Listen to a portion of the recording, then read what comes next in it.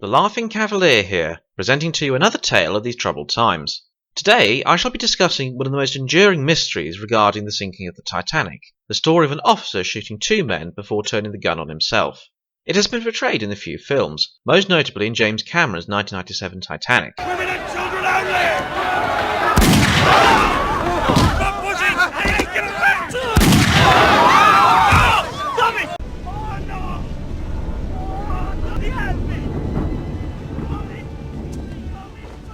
No, Will!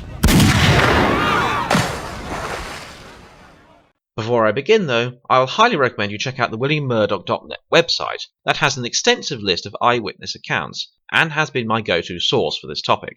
The article by Bill Wormstead is also a good read, as is Paul Lee's one.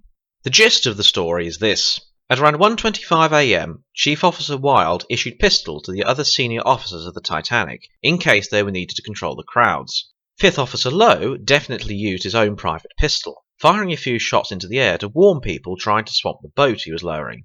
By around 2 o'clock, only 4 boats were left on the Titanic, the 4 Englehart collapsible boats A to D. C and D were launched from the davit successfully. However, boats A and B were located on the roof of the officers' quarters. By now, it was about 2:10, and the Titanic had only 10 minutes to live. The crew attempted to push both boats A and B onto the deck. B flipped over. The Titanic was now beginning to take its final plunge, and so it was abandoned. A, however, was brought onto the deck the right way up, and an attempt was made to fix it to the davits. Suddenly, a crowd of third-class passengers emerged onto the boat deck and attempted to rush A, and this is where the story gets rather muddled. The general view is that an officer fired 2 shots, killing 2 men, most likely third-class passengers or possibly stewards. He then saluted and shot himself. Both boats A and B floated off the deck of the Titanic at around 2:17. 13 people found refuge in A, despite it being full of water, and about 25 people clung onto the upturned boat B, including Second Officer Charles Lightoller.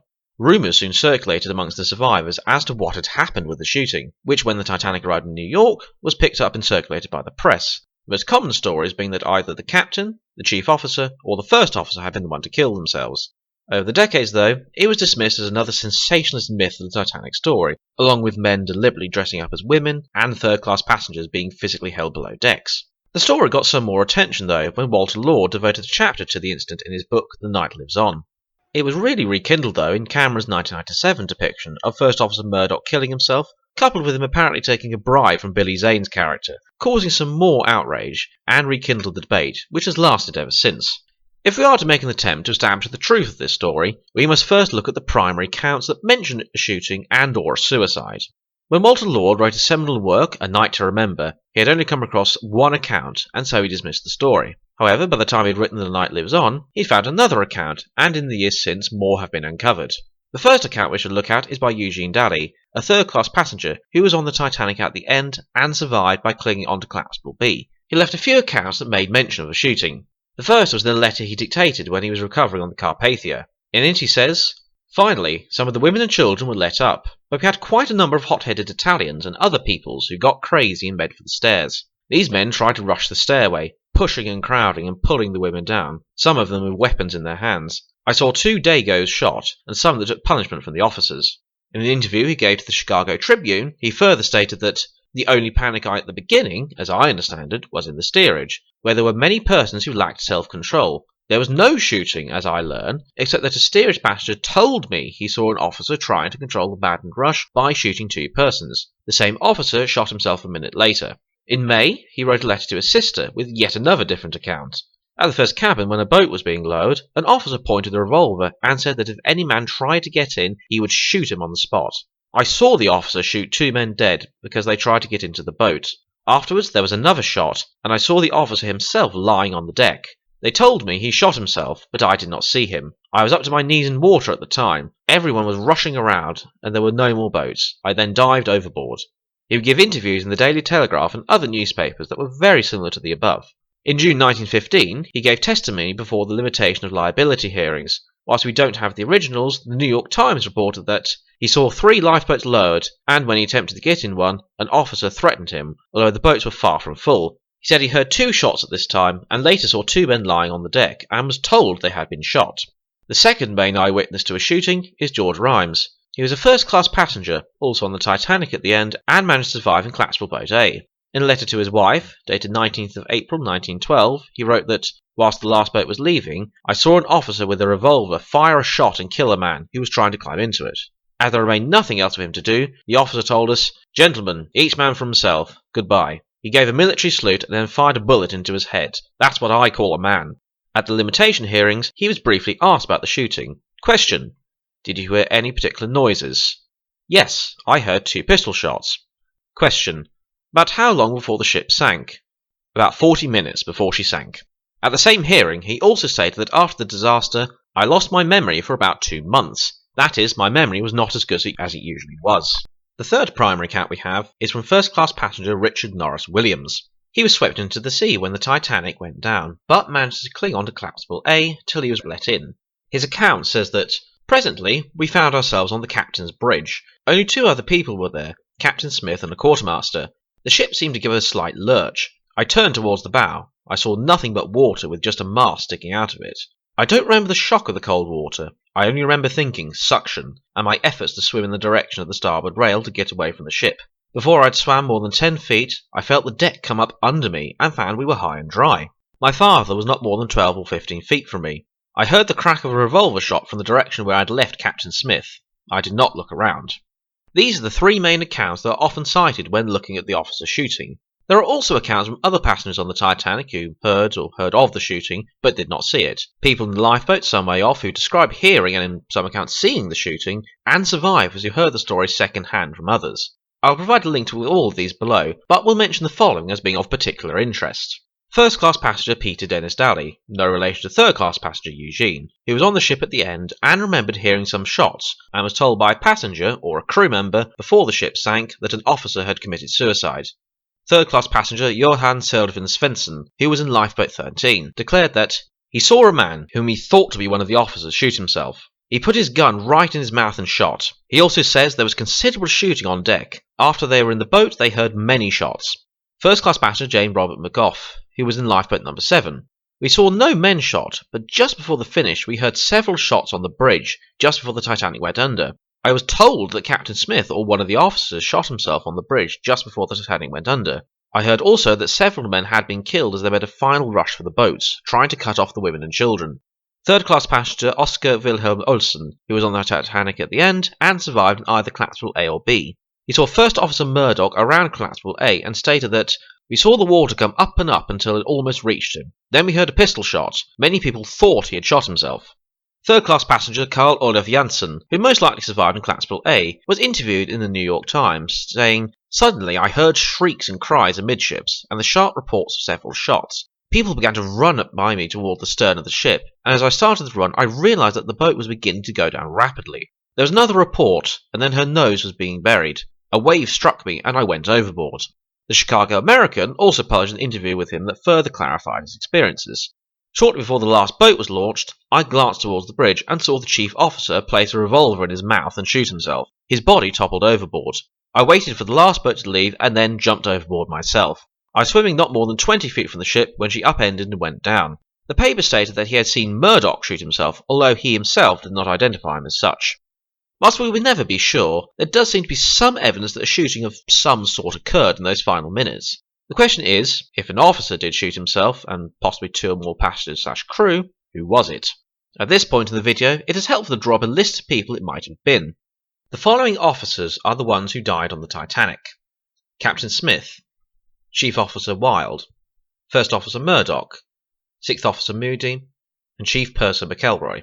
A few people have also suggested people like Chief Engineer Joseph Bell, and even first-class passenger Major Archibald Butt. But since it is doubtful that the Chief Engineer would have a gun on him, and there are no accounts stating that a passenger shot other passengers before turning the gun on himself, they can easily be discounted.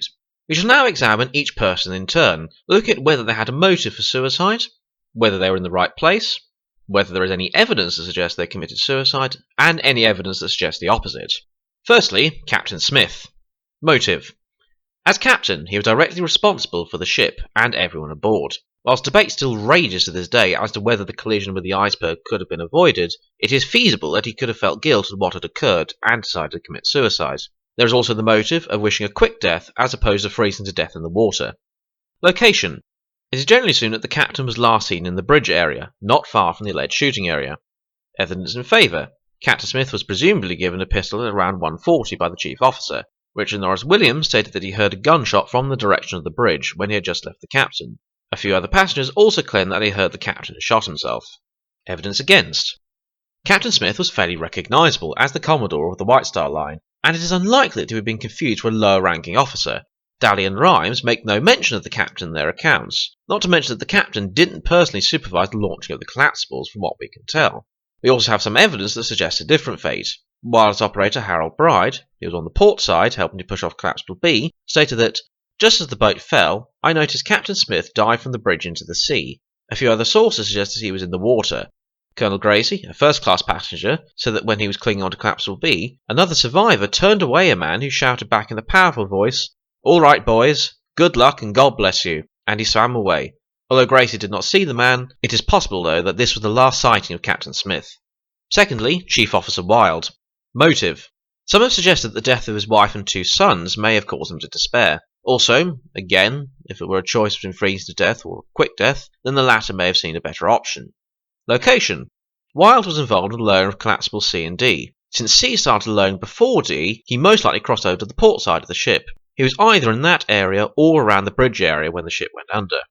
Lightoller allegedly said that he last saw Wilde smoking a cigarette near the bridge, although this was some time before the sinking. Evidence in favour. Wilde was the officer who suggested giving pistols to the senior officers, and thus had the means. A saloon steward, Alexander James Littlejohn, stated that he saw Wilde shoot an Italian waiter. An unnamed account also mentions him shooting at 2 Italians. Other accounts also state the chief officer was the one who shot himself.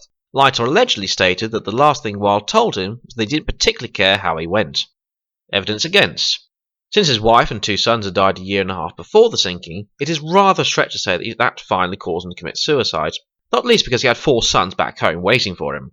Barely any accounts mention him specifically, and the chief officer comment could easily apply to Murdoch, which I shall get onto in a moment. Second Officer Lightoller did not know Wilde's fate, but stated in an article he wrote for the Christian Science Journal that Wilde had told him that he was going to put on his life jacket, which may suggest he was willing to give survival a chance, even if he did say he didn't care how he went. Finally, there are no accounts of him on the starboard side of the ship, the most likely location of the shooting. One survivor, Edward Dorking, who swam to collapsible B, claimed that a man in an officer's uniform was swimming behind him, but became so exhausted he became unconscious. In 10 minutes, after he struggled over the side of the raft and was safe, he was dead.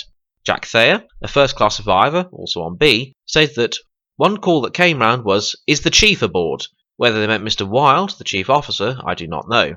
Nobody knew where the chief was. Whilst we cannot be certain, it does seem probable, therefore, that an officer, either Wilde or Murdoch, did make it to, or near to B, before dying. Lightoller also stated that he last saw Wilde sometime before the ship sank, and the account about Wilde smoking a cigarette is taken from a letter a man called John Smith wrote to his brother, after overhearing Lightoller talking about the disaster at the International Mercantile Marine Officers Club, so it is a rather second-hand source. Thirdly, First Officer Murdoch. Motive. First Officer Murdoch was in charge of the bridge when the iceberg struck. It could be argued that it was his decisions in those crucial seconds that led to the disaster in the first place. Again, the choice between a quick death or freezing to death in the water should also be considered. Location. It is generally believed that the last sightings of him were around the area of collapsible A on the starboard side, right where the shooting allegedly happened. Evidence in favour. Some accounts directly mention him. For example, Wilhelm Olsen stated that he saw him around collapsible A and heard a shot, being told by others around him that Murdoch had shot himself. Other accounts don't mention him by name, but mention the chief officer being the one. Steward Thomas Whiteley, another survivor on collapsible B, in one account stated that the officers had to use their revolvers. The chief officer shot one man. I didn't see this, but 3 others did, and then he shot himself. Later on, he specified that they, the sailors he was with on the boat, were very indignant. I was particularly astonished when I heard one of them say, "No wonder Mr. Murdoch shot himself." Murdoch had initially been the Titanic's chief officer before temporarily being bumped down a rank to allow Wilde to take over for the maiden voyage. Lightoller was also bumped down a rank to second officer, yet in this photo taken in Queenstown, he's still wearing his first officer's stripes. We can't see Murdoch's sleeve in the photo, but it has been assumed that he kept his chief officer's insignia, since he was probably going back to that rank after the maiden voyage, which may explain the accounts that say the chief officer shot himself. Many other passengers and crew members also mistook him for the chief officer, particularly passengers, since many would not know the difference between a chief officer and a first officer. Some crew may also have continued to call him chief, since, as mentioned, he had been at that rank and in all likelihood was going back to it after the maiden voyage. He certainly used a pistol that night. When he was loading Collapsible C, the other collapsible boat on the starboard side, some eyewitnesses reported him firing his gun to drive away people. Hugh Woolner, a first-class passenger, described the loading of Collapsible C at around 2 a.m. They got out a collapsible and hitched her onto the forward davits and filled that up, mostly with steerage women and children. It seemed to be quite full and was ready to be swung over the side and was to be lowered away. I said to Stephenson, "There is nothing more for us to do here." Oh no, something else happened while that boat was being loaded. There was a sort of scramble on the starboard side, and I looked around and saw 2 flashes of a pistol in the air. I heard Mr. Murdoch shouting, "Get out of this! Clear out of this!" and that sort of thing, to a lot of men who were swarming into a boat on that side. It was a collapsible boat on the starboard side. Evidence against. The accounts can be rather contradictory. The fact that he was identified as the chief officer in some accounts also may suggest he was mistaken for Wilde. Some accounts also directly refute that he shot himself. Second Officer Lightoller, writing to Murdoch's widow, said this: "I deeply regret that I missed communicating with you by last mail to refute the reports that were spread in the newspapers. I was practically the last man, and certainly the last officer, to see Mr. Murdoch. He was then endeavouring to launch the starboard forward collapsible boat. I had already got mine from off the top of our quarters. You will understand when I say that I was working on the port side of the ship, and Mr. Murdoch was principally engaged on the starboard side of the ship, filling and launching the boats. Having got my boat down off the top of the house, and there being no time to open it, I left it and ran across to the starboard side, still on top of the quarters. I was then practically looking down on your husband and his men. He was working hard, personally assisting, overhauling the forward boat's fall. At this moment the ship dived and we were all in the water. Other reports as the ending are absolutely false. Mr. Murdoch died like a man doing his duty." Colonel Archibald Gracie, who was on the starboard side at the end, wrote this: "On the starboard side is where this last boat that I speak of was, where the first officer, Murdoch, was at work trying to launch the boat. Then the wave came and struck us, and I grabbed that iron railing and held tight to it, and looked around, and the same wave which saved me engulfed everybody around me. I turned to the right and left and looked. Mr. Smith was not there, and I could not see any of this vast mass of humanity. They had all disappeared." Harold Bride was interviewed in 1954 when he was 65 and had this to say on Murdoch. Bride was washed off the deck house at the same time as Murdoch, and Murdoch was lying motionless in the water when Bride last saw him. Bride did tell Ernie that Murdoch would never have shot anyone. I will discuss the eyewitnesses and their accounts a bit later on. Fourthly, Sixth Officer Moody. Motive. He was also on the bridge when the Titanic struck the iceberg, being the officer who answered the lookout's call to the bridge. He was the most junior officer on the ship, yet, rather unusually, elected to stay behind, letting 5th Officer Lowe take his place. Again, in those final moments, he may have preferred a quick death to freezing in the Atlantic. Location. Sam Hemming, who gave evidence at the US inquiry, stated that he last saw Moody working to help with Collapsible A around the area where the shooting is alleged to have taken place. Lightoller also believed he was nearby to his position. Evidence in favour. He could have as easily escaped, yet he decided to stay on board, knowing he would almost certainly not make it. He was also in the right area. Evidence against. As a junior officer, he was not part of the group that received a pistol. He could have had a private weapon, but no mention is made by anyone of him using a pistol, so it is highly unlikely. Also, other than wishing to end it all before he went into the water, no firm motive can be established. And finally, person of McElroy. Motive. Other than wishing to end it all before he went into the water, no motive can be found. Location. Jack Thayer, writing some decades later, claimed that he saw the purser helping to load Collapsible C on the starboard side, not far from where the shooting would have taken place. However, what is usually cited as his last location was by the railing just outside the gymnasium, where he was talking to postal clerk William Logan Gwynn. Evidence in favour. Thayer also mentions McElroy having a pistol that he fired to calm the crowd. Evidence against. Thayer's account, written decades later, is not perfect, and he may have been mistaken, perhaps thinking Murdoch, who according to other accounts fired his pistol when C was lowered, was the purser. As purser, it is doubtful he would have had a gun on him, and Thayer's account is the only one that mentions it. Even though he was considered an officer, he was the purser, and loading boats was not his responsibility, although there are accounts of him helping with the lifeboats during the sinking. Finally, there is actual physical evidence he did not shoot himself. His body was recovered by the Mackie Bennett a week after the sinking, and no mention is made of any gunshot wound on him. The captain of the Mackie Bennett also stating that not one of the bodies that were recovered had any pistol shots, although his body was buried at sea due to it having decomposed in the week it had been in the water. From these accounts, we can immediately eliminate Moody and McElroy. Moody was not issued a gun, and no one directly mentions him committing suicide. McElroy may have had a gun if Thayer's account is true, but his is the only mention of him having a weapon, and there is a possibility that it was actually Murdoch he saw. McElroy was last seen near the gymnasium, some distance from the alleged shooting location, and there is no mention of any gunshot marks on his body when it was discovered. This now leaves us with three main candidates: Smith, Wilde and Murdoch. It should be stated from here on that much of what I'm about to say is my opinion given the evidence, and not the verifiable truth of the whole matter, and since it has been well over a century, I don't think we will ever find the truth. The two most mentioned locations for the shooting are the bridge and by Collapsible A. I think the former is unlikely, since most of the bridge is not visible, and there was a high railing running along the length of the bridge, which conflicts with accounts that mention the officer shooting himself and falling into the water.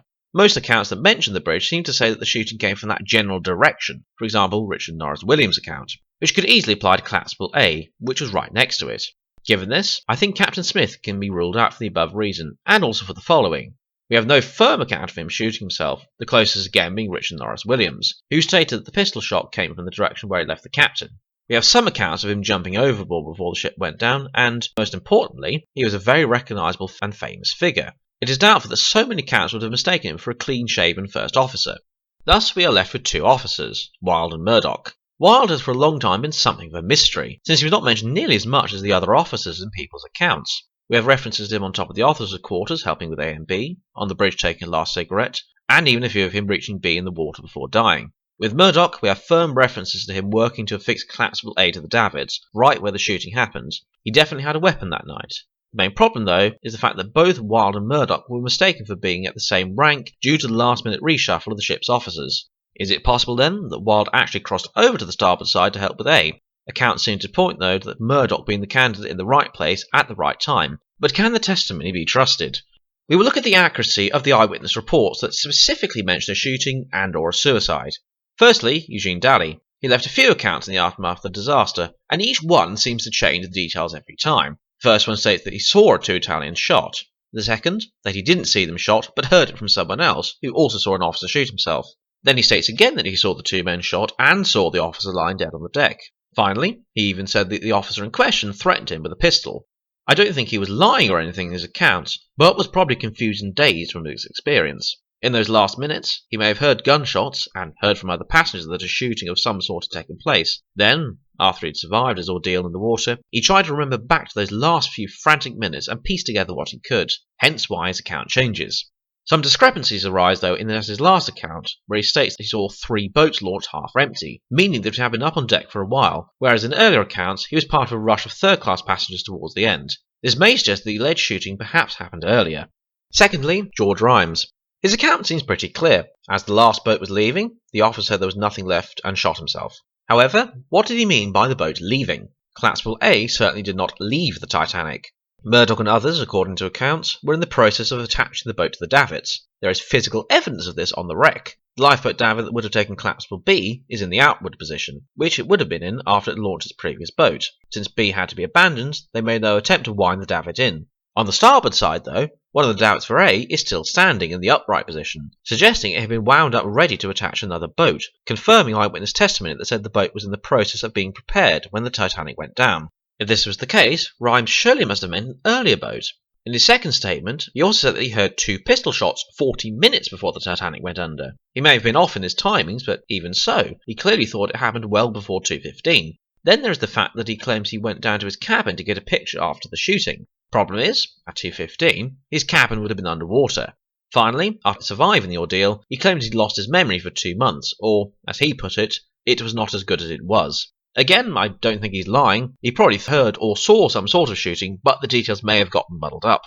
Thirdly, Richard Norris Williams. As I mentioned, he did not see the shooting, only hearing gunshots coming from where he'd left Captain Smith on the bridge. Not only that, but he may have been a little distance away from the shooting by this point. I think he definitely heard shots, but since he didn't actually see the shooting, nor identify anyone outright who could have done it, then his account cannot firmly corroborate the stories of a suicide.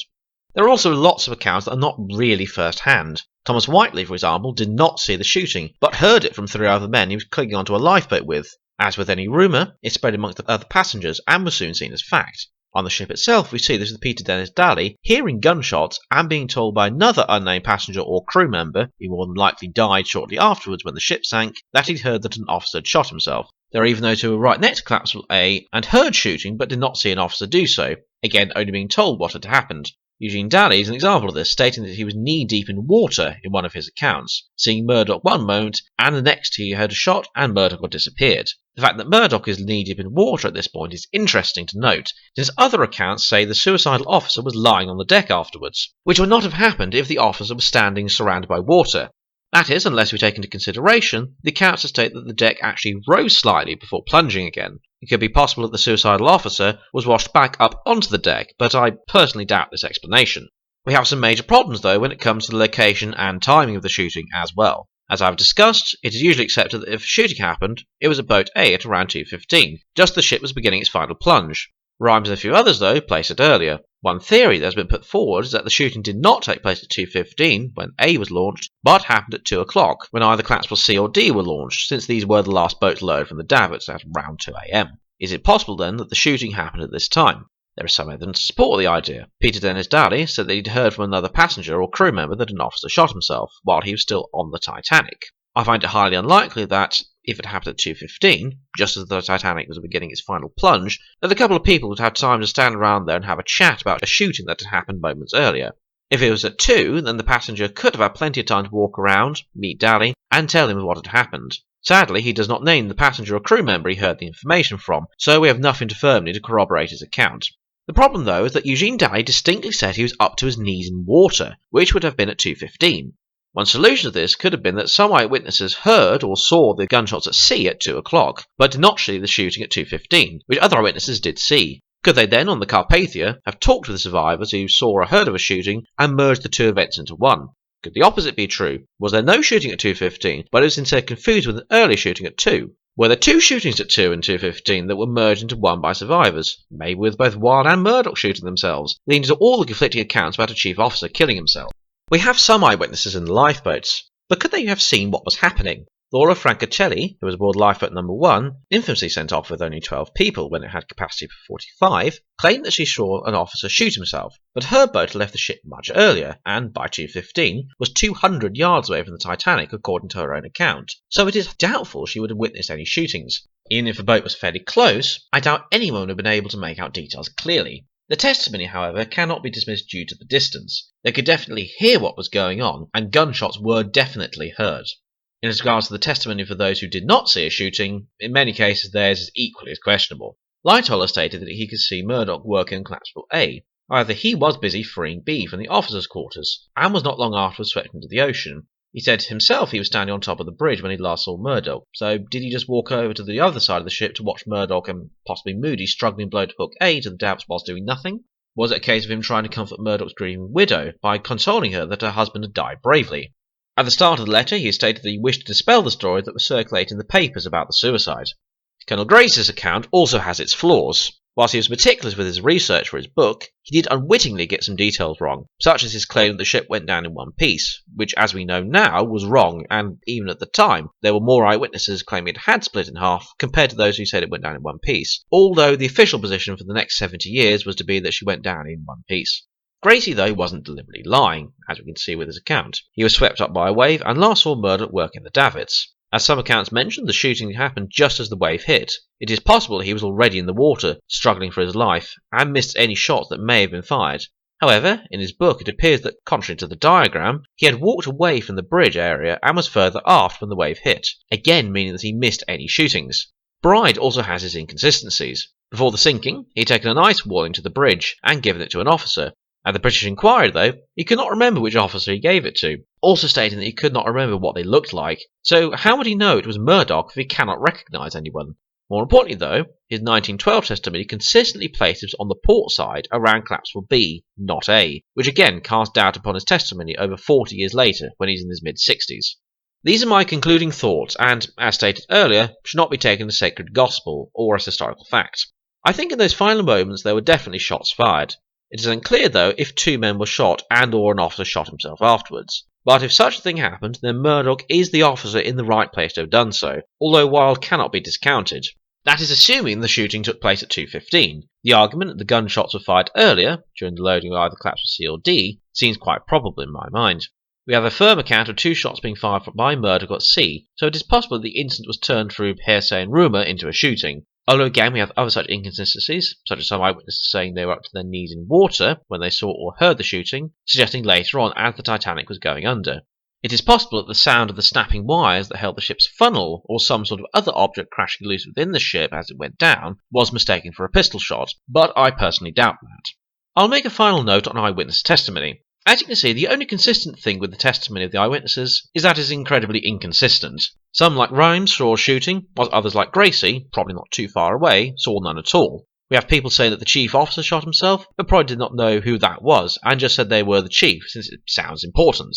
The chaotic last moments of the Titanic, with people running around desperately trying to get onto the last boats, coupled with the trauma of being thrown into the icy North Atlantic, make it impossible for any of these people to accurately remember every single detail of those last few moments, and it seems that many became confused about people and events. Aboard the Titanic, you may have seen what you thought was the chief officer with a gun, but it might have actually been Murdoch or somebody else. To use a bit of an odd example of this, when I was about 7, I saw The Lord of the Rings, The Two Towers, when it came out. I then did not see the film again until I was about 11 or 12.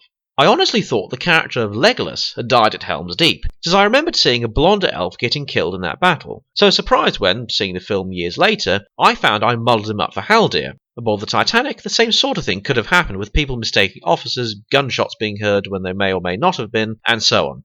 Finally, it should be remembered that many of these accounts were printed in the newspapers of the day, and it may come as a shock to you, but journalists aren't always the most honest people, especially back in 1912. Some of you may have seen my video on Ian Holborn and Avis Dolphin, who were survivors of the Lusitania. One interesting point is that the Chicago Tribune ran an article on him in 1916 that claimed that, as the laird of the Isle of Fuller, he had rejected the authority of the king and had adopted Avis, with her mother, nearly a year after the disaster, having given her up for dead. None of this was true, of course, and Ian's wife later read of how he had tried to have it corrected, but to no avail, since articles published about his death in 1935 still run the false information. The same may well be true with many Titanic accounts, since the traumatised survivor's words could easily be manipulated by some journalist looking for a good story for the paper. We definitely see this with the Titanic, with George Reams being labelled in the press by some reporters as a coward, and rumours were put out that he had dressed as a woman in order to survive, which was completely false. Overall then, we will never get to the bottom of the mystery, I fear. What we can be certain of is that officers like Wilde, Murdoch, Moody, etc. did their utmost to save people that night, and gave their lives to save others. If in those final moments one of them decided to end it all before the ship sank, then I cannot really blame them. Thank you for listening. This has been the Laughing Cavalier, wishing you a good day.